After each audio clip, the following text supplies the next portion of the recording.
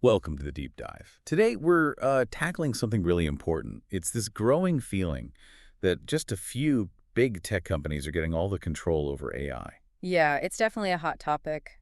And you've probably thought about it yourself. What does this mean for my data? Is this AI biased? And, who's actually benefiting from all this? Exactly. It feels like maybe the benefits aren't flowing down to the users as much as they could be. hmm And the risks are becoming clearer too. So, for this deep dive, we wanted to explore something that could be a real solution, or at least part of one. It's this idea of user owned AI. Right. Like, what if you had more say? What if you can actually benefit directly when AI gets better? That's what we want to unpack today, how technologies like blockchain might actually make this user-owned AI thing possible. And we've been digging into a specific source for this, a report from April 2025 called Can Blockchain Control AI? It really lays out the problems with the way things are now, this Hmm. centralized setup, and offers a vision for something different, more distributed. Okay, let's get into it then. The report really hammers home the problem with where we're heading. It uses this analogy. Remember AOL back in the 90s? Oh, yeah, the walled garden. Seemed invincible for a while. Totally. But that model just wasn't sustainable, was it? The report kind of suggests we're maybe seeing a repeat of that with AI.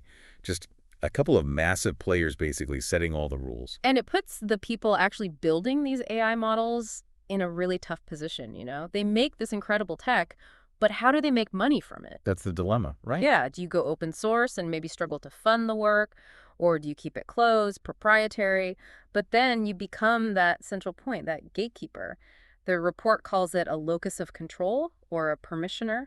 And needing that control seems to cause other problems downstream, like just managing all the user data, building and running the massive data centers, the energy costs, the connectivity. hmm It all sort of pushes towards having one big entity in charge. It naturally centralizes, doesn't it? And then you start thinking bigger picture, like national security. Ah, right, the sovereignty angle. Exactly. If your country relies entirely on AI from companies based elsewhere, well, who really controls that tech? Hmm. Who sees the data? Could it even be switched off or manipulated? It raises some pretty serious questions. Yeah, definitely. And it's not just governments. For us as individuals, there are risks too. The report talks a lot about bias in these closed models. We often just don't know what data they were trained on. Even the ones called open weight, where they release the model structure, the actual training data, how it was trained, that's often still a black box. It's like having the plans for a house but having no idea what bricks they used or if the foundation is solid. Right. How can you trust it? Especially for important stuff. And then there's the whole race of money thing the report mentions, this push to build bigger and bigger models. Means you focus on profit, maybe. It can, yeah.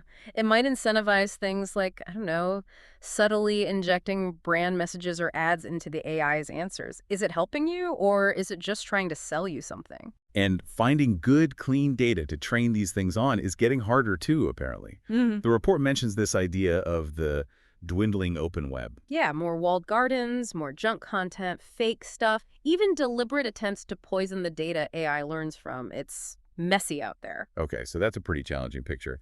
But the point of this deep dive is the alternative, right? User-owned AI. Exactly. And the report frames it as a real shift. Instead of just focusing on the company's bottom line, the goal becomes user success. What does the user want to achieve? And how do you make that work financially without hoarding everyone's data?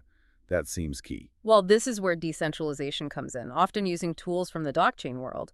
The idea is you can enable ways to pay for AI use without needing one company to hold all the keys and all the data. Okay, how does that actually work? The report mentioned something called confidential computing. Yes, and trusted execution environments, TEEs.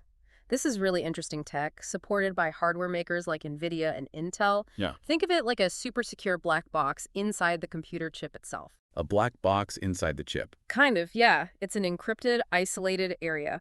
When code and data go into this T, they're processed securely, and crucially, nobody outside that box can see in. Not even the person who owns the computer hardware. Wow. Okay, so you can run computations on sensitive data. Like your personal information, maybe financial data, health data. And you get proof the computation happened correctly. but the data itself never gets exposed to the model provider or the hardware owner. Exactly. And the report notes it's actually quite cost effective for these heavy AI workloads compared to some other privacy techniques like, say, fully homomorphic encryption, which is still pretty computationally expensive. So this enables what the report called a confidential machine learning cloud. That's the concept. Developers can put their AI models out there, let users run them inside these Ts with their own data, and get paid for the usage, but the developer never actually sees the user's data. That sounds huge for developers. Less worry about GDPR, HTA, all those data regulations. Massive burden lifted, potentially. And for you, the user, it means more choice. Maybe you run the AI on your own computer if it's powerful enough, or on a server nearby in your own country. Which could mean lower latency, faster responses. And it helps comply with data locality laws, keeping data within certain borders. Plus, the report suggests you could even choose to share some data, maybe anonymously within the T, perhaps in return for rewards or lower costs. You get control over that choice. Okay, I see the user benefit there.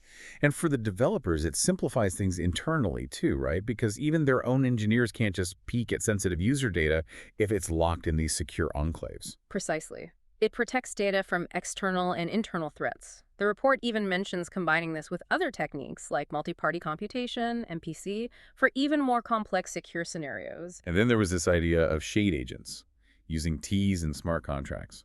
Yeah, that's getting a bit more advanced, but the idea is you could have AI agents running in these secure TEs that are verifiably executing certain tasks and can even control assets like cryptocurrencies across different blockchains, Bitcoin, Solana, Ethereum, whatever. It's about making AI actions trustworthy and auditable. So it's tying together that privacy from Ts with the verification power of blockchain. Right. It's trying to give you that verification and control that you just don't get with centralized AI, but with the context and capability that maybe simple open source models lack on their own. Okay, so shifting gears a bit, the report talks about the internet itself changing, this agentic internet idea. Yeah, the prediction is that maybe we won't be clicking around websites and apps so much in the future. Our main way of interacting with the digital world could become AI agents. So like my own personal AI assistant. Exactly. Your user-owned assistant becomes your interface, maybe even acts like a smart firewall for the internet, managing things for you. The report gives examples like complex tasks, planning a whole trip, finding flights, hotels, activities. Or maybe researching and booking a very specific kind of course or something. The AI just handles it. Handles it. And maybe these agents can even talk to each other, make small payments between themselves to get things done for you. Imagine agents negotiating services or data access using micropayments. For my assistant becomes proactive, learns what I like, handles routine stuff. That's the vision. And interestingly, the report sees AI becoming a sort of better chain abstractor interface. Meaning AI handles the complexity of interacting with different blockchain systems in the background. Blockchain becomes the secure backend for settlement, for communication, but the AI is your smooth front end. You don't need to worry about the underlying tech details. But if agents are doing all this stuff, how do we know who or what we're dealing with? Crucial point. The report stresses the need for verifiable identity, cryptographic provenance. Basically, a secure way to prove where an agent came from, who owns it, and that it hasn't been tampered with, like a digital passport and audit trail for AIs. It really does all come back to trust, doesn't it? We keep hitting that point. Centralized AI, it's hard to trust what you can't see. Exactly. And that provenance helps build trust in this agent-driven world. We need to know who's who. The report also revisits that distinction between open weight, where you just get the model parameters, and truly open source, where you also know the training data. Because knowing what it learned from is vital, especially for important decisions. You wouldn't trust a financial advisor if you didn't know where they got their information, right? Precisely. And confidential computing, again, combined with blockchain, could potentially offer ways to verify the training data itself, or at least aspects of it, without necessarily revealing all the raw data. The report also uses the term sovereign AI. What did that mean? It refers to this idea of control at different levels. A nation might want sovereign AI control over the models and data within its borders, but it could also apply to a community or even down to you, the individual. Data locality, user choice, that's individual sovereignty over your AI interactions. And the T's, the confidential computing, that's the tech making that privacy and trust possible at a fundamental level. It provides a strong technical foundation, yes. It allows you to trust the computation without having to trust the entity running the computer, which is a powerful shift. So looking ahead, the vision painted in the report is pretty different. AI becomes the main way we interact online. Right, our primary interface. With blockchain working quietly underneath, handling the secure transactions, the identity, the scalability, chain abstraction making it seamless. And our AI assistants just manage all the complexity for us, making things feel simpler, more intuitive. That's the goal. Handling complex tasks, maybe even anticipating our needs. And behind the scenes, you have this whole new digital economy emerging, with agents talking, transacting, maybe even crowdsourcing tasks seamlessly. It does make you think about what we focus on then. If AI handles the outcome-focused tasks, Maybe we shift more towards things where the process, the participation, the human element is key. It's definitely a fascinating possibility. it really is. A future where AI is incredibly capable, sure, but also more distributed, more transparent, and ultimately more aligned with the individual user. Thank you for joining us today. We're here to share insights and ideas. Your support means everything.